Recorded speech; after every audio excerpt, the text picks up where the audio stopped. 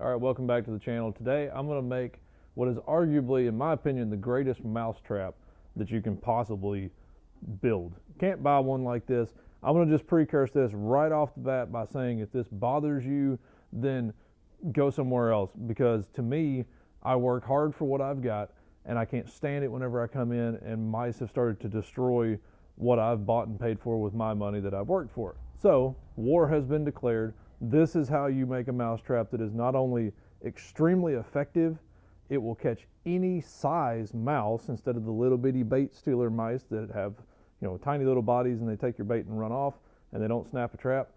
Doesn't matter with this, and it also continually resets every single time you catch a mouse. You can catch them over and over and over and over and over. So I'm going to show you how to build it right now. Here we go.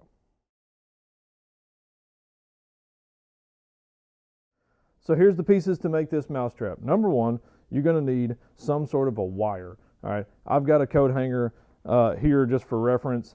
You can use this. This is really thick, but if you have some way to cut it, you're going to need that. You're going to need a bucket of some kind. This is a little bit more than a 5-gallon bucket. It's just one that I had laying around. It doesn't matter as long as your wire is long enough to go across and you can cut and just get a straight stretch out of it. That's great. So I've already got mine. I'm going to just drop that over there. The next thing you're going to need is a drill, and you're going to need to punch a hole in one side and the other side of your bucket right there. And you're lastly going to need a can. Now let me be very clear on the can. Go to your local Dollar General, Dollar Tree, whatever dollar store you've got. You're going to need some sort of a can that you can empty out. So something like broth or other types of really thin liquid. That's the kind of can you want. But you do not need to take the tops off the cans. Very, very important. Okay, so here's what it is, and you can already see what's on it. We got peanut butter as the last of the options here. So while you're at the Dollar General, that's where this came from. This peanut butter is, to me, just awful, but it works really, really good for mice. So grab you a jug of that there. You're going to want a can, and you can see right here on the edge where I've popped the top open and drained it out. You need the wire to go through each end of your can like this. Okay, so you're going to take your drill, put a hole in each side of your bucket. You're then going to put a hole in each side of your can. It does not matter. This is not super precise, and you'll see that here in just a second. It doesn't have to be dead center of your can. It's not that big of a deal. And then lastly, to install, you're going to take your wire, run it through one hole, and I just bend mine where it won't come out. Then you're going to take the other wire right here.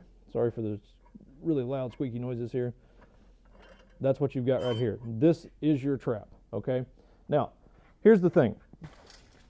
There's a couple of great features to this trap. All right, number one is that this will catch and kill if that's what you want. The way that I use this trap is you put water, about this much water in the bottom of it, and a mouse will crawl up. As soon as they step on this, the can spins. They fall into the water.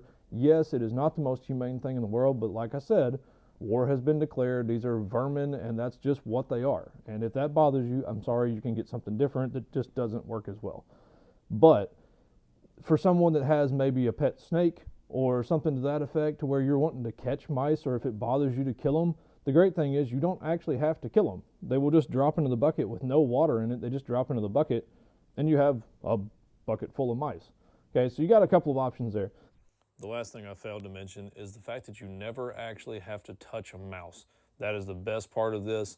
You grab the handle on your bucket, you carry it to wherever you're going to dispose of the mice, pour it out, put new water in it, and that's it. So lastly, I'm going to put it in its place. And it's very important how to do this, okay? So I've seen signs of mice in my garage here. As I started redoing everything in here, they started to get more and more. So I'm going to set it up, and I'm going to show you the best way to set it up right now. Now my trap is all set. I've got water in it. It's ready to go. The last thing, and you can see behind me, this garage is a mess. We are completely redoing this whole thing to where my wood shop is going to be set up. So I'm building cabinets and all that stuff. Everything had to move out of the way, so it got really cluttered. That is the key that you really, really need to make this trap work very effectively. So you need to put it somewhere, and you can see on the ground there's bird seed everywhere from where a mouse has been in it. Put it where a known sign of mice has been. You're going to put it in a cluttered environment, because a mouse is going to come to a cluttered environment way before he's going to go to an open area. And then lastly, you need some sort of a bridge. and a bridge meaning this. So you get your can kind of set in the middle. It doesn't have to be, just kind of somewhat in the middle. And you need to set your bridge about like this. What happens is your mouse will come right down here. He will walk up on here, and as soon as he steps a foot on it, it spins, he falls, they're in there. But you can see every time it's resetting to the exact same place. So it will reset, reset, reset over and over again. I have caught as many as 7 mice in one night using this particular trap in a barn. So far, and I'll just tell you, I've taken it apart. I actually had to get mice out of it today to do this video. I've caught a total of 8 in this garage, some of which, when I say they're this little, I'm talking absolutely tiny little mice that will cause damage, but they're not big enough to actually make a trap set, or make a trap throw, I should say. So, extremely effective trap.